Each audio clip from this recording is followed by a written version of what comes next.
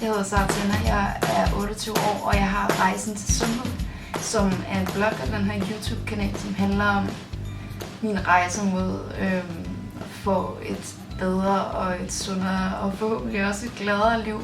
Her i lørdags, der var jeg hos en biopat, og det er første gang for mig, og det er også noget, jeg først lige har hørt om. Og grunden til, at jeg fandt den her biopat, er fordi, at min egen læge synes ikke, at jeg skal undersøges for binyrestræthed, selvom at jeg har ret mange symptomerne for det. Og det kan selvfølgelig være enormt frustrerende, når man føler, at der sker nogle ting i ens krop, og der er et eller andet, der er i ubalance, men ens læge vil ikke rigtig... Jeg ved ikke, om jeg vil sige anerkende det, men de vil ikke engang nå så langt til at faktisk begynde at undersøge, hvad er det egentlig, der sker i din krop. Og altså, nu har jeg jo fået undersøgt mine vitaminbalancer og sådan noget, men det han har undersøgt, det er mine vitaminbalancer i blodet, og det betyder i princippet, om jeg har fået den rette, altså om jeg har fået de rette vitaminer, om jeg får det igennem min kost, om jeg får det igennem min tilskud, men det betyder ikke nødvendigvis, at det går ind i cellerne, om min krop simpelthen optager den her næring. Og fordi jeg simpelthen i min krop føler, at der sker noget andet her end stress, fordi det har jeg oplevet før, og jeg synes, at det var en anden oplevelse end den oplevelse, jeg har nu. Så følte jeg, at jeg skulle undersøge nogle andre ting. Er der nogle andre læger, eller er der nogle andre inden for lægevidenskaben eller medicinvidenskaben, som måske kan hjælpe mig med at finde ud af, hvad det er, der foregår i min krop. Og igennem det så fandt jeg så homøopati og biopati. Og det er også noget, som andre, som har haft binyrestræthed, har anbefalet og taler om på diverse blogs og på Facebook-grupper og sådan noget.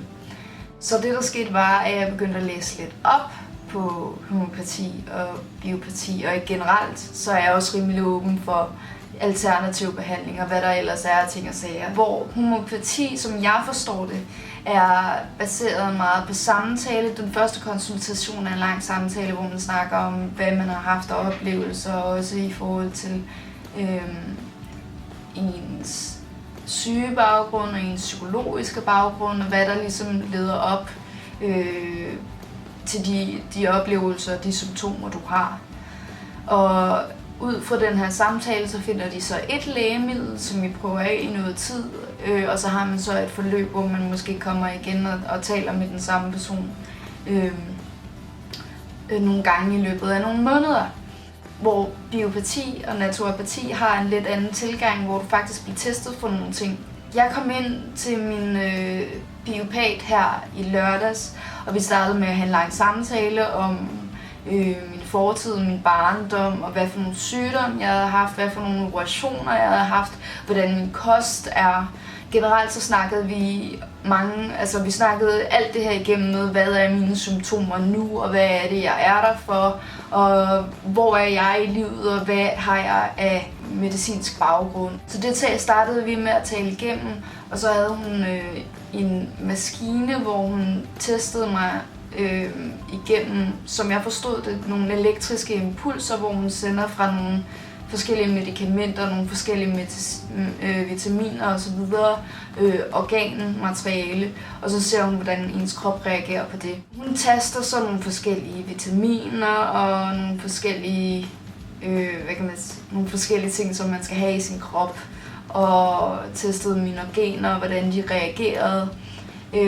Og til at starte med, kunne vi simpelthen se, at min krop ikke reagerede på nogen som helst vitaminer. Og det i princippet betyder, det er, at som min krop er lige nu, det er stressed as fuck, ude af balance, optager jeg ingen næring overhovedet. Det vil sige, at hvis jeg tager vitaminer, og hvis jeg tager mineraler, hvis jeg spiser alt det rigtige mad, så optager kroppen ikke al den næring, som jeg får fra det. Så hun prøvede nogle forskellige ting af, og den maskine, den virker på sådan en måde, at hun kan sætte nogle ting i maskinen, for at se, at det er det, der mangler i kroppen, før at vi får den her balance, hvor jeg ligesom får en reaktion på de forskellige næringsstoffer. Og det vi fandt ud af var, at min balance mellem omega-3 og omega-6, den er helt skæv, og det betyder, at mine celler kan ikke optage næring fra den mad, jeg indtager.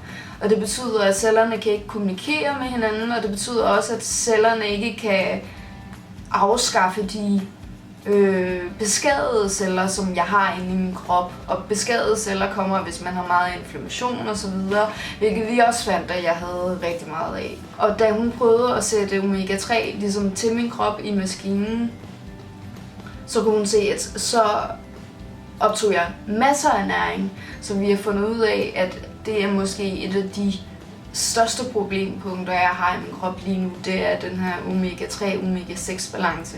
Og sådan som det er, vi tænker jo alle sammen, okay, omega-3, jamen, det får vi vel fra fisk, men sagen er, at stort set alle fisk, vi får, de er opdrættet, og det betyder, at de bliver fodret med omega-6. Så de her fisk, vi får, det er omega-6, som vi får ind i vores krop, og vi kan stort set ikke få det fra vores kost, så derfor er vi nødt til at få omega-3 som tilskud. Problemet er, at den omega-6, som vi kan købe som tilskud i vores Superbrus, i Føtex og hos apotekerne, det er ikke en særlig god kvalitet, og det er faktisk så dårligt, at vi ikke får noget ud af at tage de her tilskud. Det er jo vanvittigt. Altså, prøv lige at tænke over det. Det er vanvittigt, at de her tilskud, vi kan købe, faktisk ikke har nogen effekt på os. Det er vanvittigt at tænke på, at de gør det faktisk værre. Altså, de hjælper ikke. Når du får den her omega-3, så er det noget, du ikke kan optage i din krop, og det hjælper ikke. Det er sgu da forfærdeligt at tænke på. Men hvorom alt er, det olie, jeg så fandt ud af, at jeg skulle have, det er noget, man kan købe fra Norge. Og hvorom alt er, hun har sat mig på en kur, hvor jeg til at starte med skal have rigtig meget omega-3, for at vi simpelthen overbooster min krop med omega-3, så vi kan få reddet ud i den her balance. Og i løbet af i hvert fald 4 måneder, så burde mine celler være regenereret, og derfor burde den her balance så være i hvert fald bedre, end hvad den var før. Det fungerer på den måde, at da jeg så var inde hos biopaten, fik jeg lavet en test. Jeg fik lavet den her test, som man sender ind til et upartisk analysefirma, som går ind og ser, hvordan er den her balance, fordi det kan hun ikke se på sin maskine. Hun kan kun se, at der er en ubalance, og derfor sender vi så den her prøve ind til det her firma, for at vi ligesom kan få analyseret og finde ud af, okay, hvor stor er den her ubalance. Og efter de her 4 måneder er gået, så får jeg så en ny test, som jeg skal lave og sende ind igen. Så det fede ved det her er, at for det første, jeg finder ud af, hvor stor ubalance jeg har i min krop, så jeg også ved, altså, hvor er det, vi står henne. Og samtidig så får jeg også et bevis på, at det bliver bedre, når det er, at der er gået de der 4 måneder. Og det fede, endnu mere fede er, at hvis man ikke har fået en bedring på x antal procent, jeg ved ikke, hvad det var, så får man simpelthen sine penge tilbage.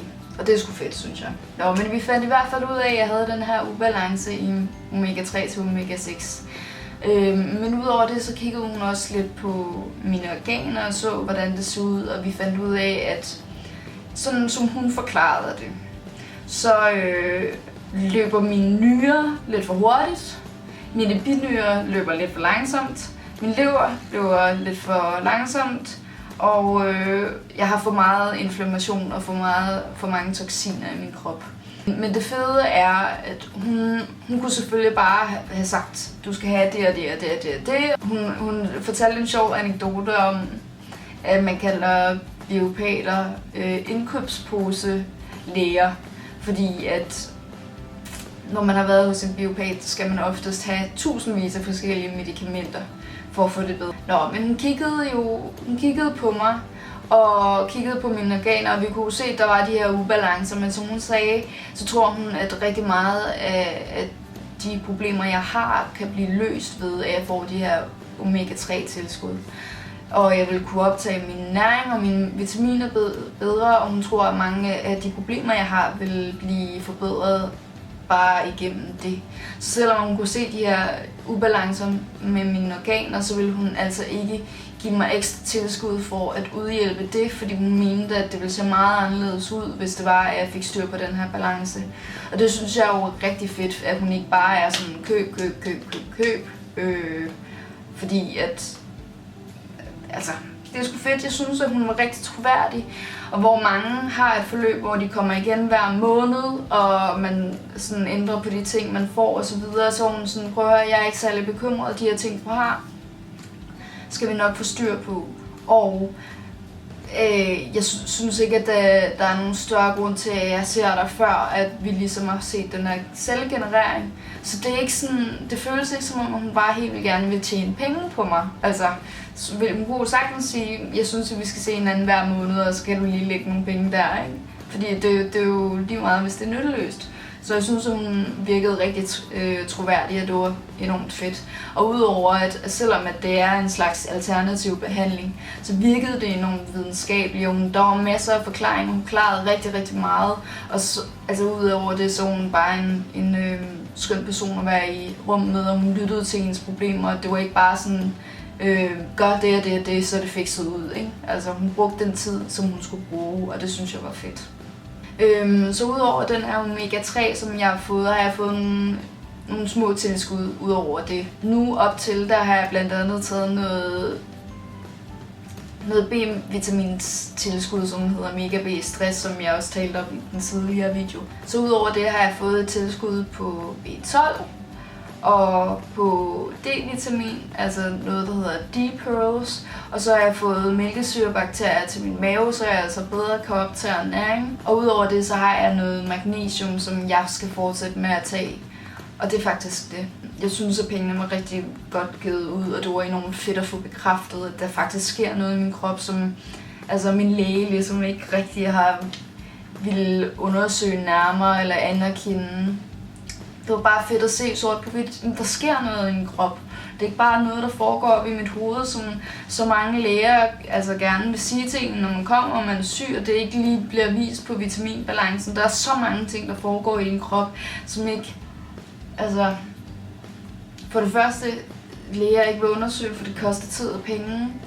Og jeg ved ikke med jer, men jeg har i hvert fald oftest oplevet, når jeg er gået til min læge, at det er bare sådan hurtigt ind, hurtigt ud, og de lytter ikke rigtigt. Og de forstår ikke rigtigt, og du kan komme, og du er enormt bekymret på, hvad fanden er det, der foregår i min krop lige nu? Hvad er det lige, der sker? Hvorfor er det, jeg ikke kan tænke klart, hvad er det, der foregår? Og så er det bare enormt fedt at blive hørt, altså. Og bare for det, så synes jeg, at det er i hvert fald pengene værd at undersøge, hvad er det, der sker i din krop. Er der nogen måde, du kan gøre det bedre for dig selv? Så jeg vil sige, at min oplevelse med at gå til en biopat, og nu kan jeg jo selvfølgelig kun snakke for mit første møde, jeg kan ikke snakke for hvilke resultater jeg har haft og sådan noget, fordi at det var som sagt i lørdags, og jeg er ikke engang startet på den her fiskolie endnu. Men jeg er forhåbningsfuld. Ja, man kan lære rigtig meget af at gå til sådan en biopat, og jeg vil i hvert fald ud fra den oplevelse, jeg har haft indtil videre. Jeg synes, at det var rigtig interessant at høre, hvad hun havde at sige. Og jeg synes, at de ting, hun sagde til mig, giver rigtig god mening. Så jeg er spændt på at se, hvad der sker med min krop, når jeg først er begyndt at tage det her Omega 3 regelmæssigt. Og så er der jo ikke så meget andet at gøre, end at gøre, hvad de kloge folk siger til os, og prøve at have det så godt vi kan, og være søde imod os selv, og slappe af, og ja, det var vist det. Jeg vil holde jer opdateret med, hvordan jeg får det løbende, når jeg begynder at gøre de her ting, implementere de her ting. Og ja, så er det vel det for nu. Vi ses!